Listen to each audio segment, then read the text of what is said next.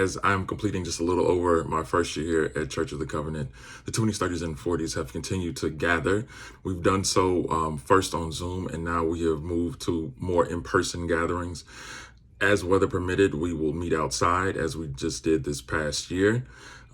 We've had our young adult retreat outside and brunches outside as well. However, as safety protocols have relaxed a little bit, we have been able to have some of our monthly gatherings in person, and brunches meeting at restaurants.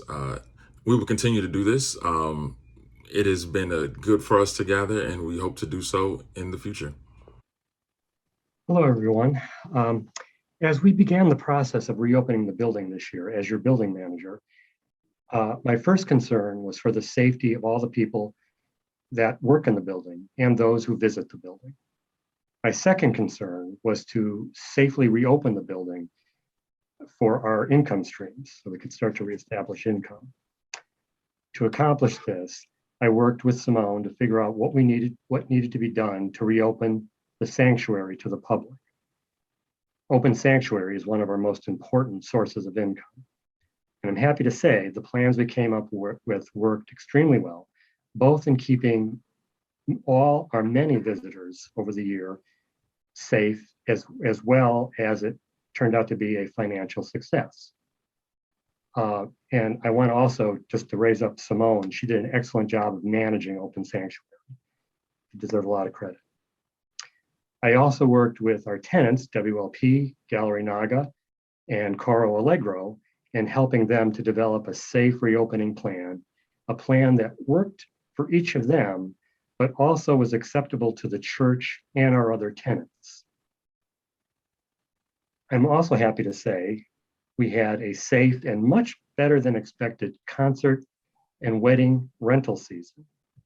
I worked with each of the rental groups to make sure they fully understood our COVID policy, and I made sure that they followed the policy.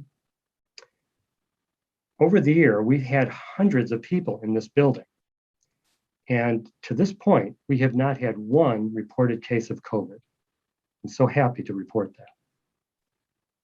In closing, I just want to thank all of our staff for all of their hard work during what was a very stressful year for everyone. Everyone deserves a lot of credit. Thank you.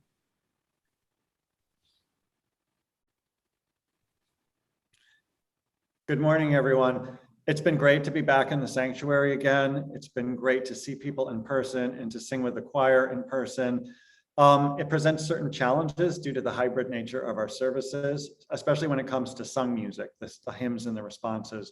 So first and foremost, we want everything to sound good for the people in the sanctuary. That's the easy part.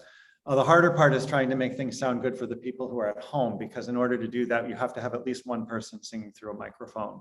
So we've been really lucky to have Tim and Betsy singing, and the great thing about working with them is they can share a mic, which makes everything a lot simpler.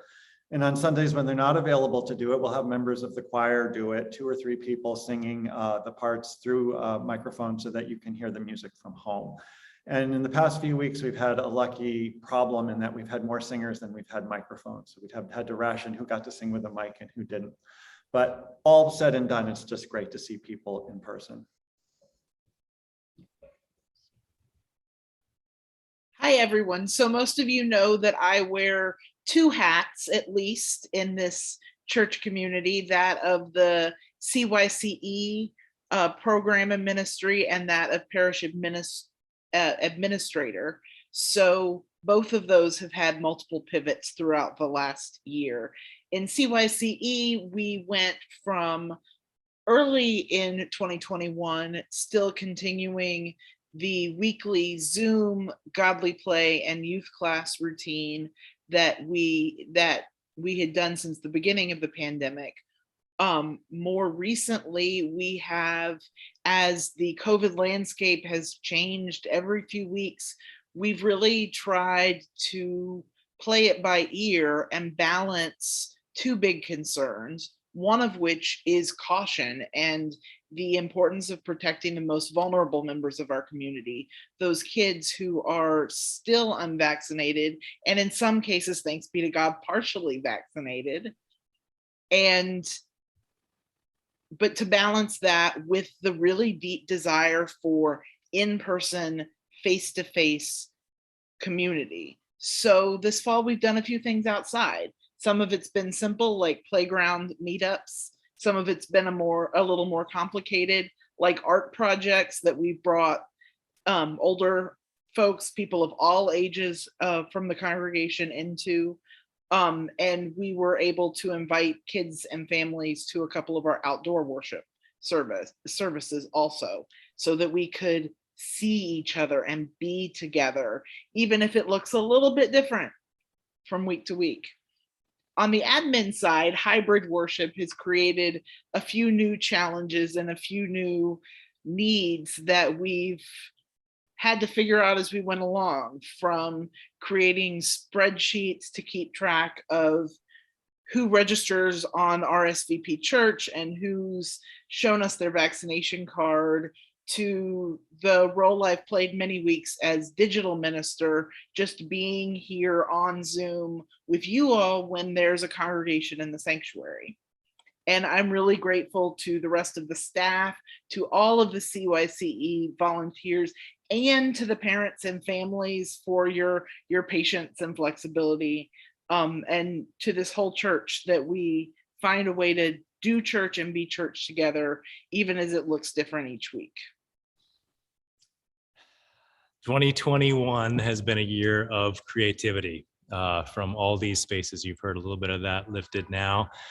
And I would just say that it has been a year that's required a lot. The 2020 year was one in which we were first hit with this pandemic, and we hit the ground running and reinventing how we do things. 2021, we've hit the ground still running, trying to be creative in some new ways. The first year that we've gathered back in person in many spaces. A lot of our committees continue to work on Zoom and other spaces, but we've also seen how we've gotten back together in various ways creatively through the summer, and having our church retreat for the first time again, which was such a gift being together. But I am here in that sanctuary that we've been talking a lot about, because it's fun to just highlight some of the specificity, so the specifics and the requirements around doing hybrid church. You've seen these screens and the extra equipment and laptops and the cameras here that have made things work. Tom referenced the microphones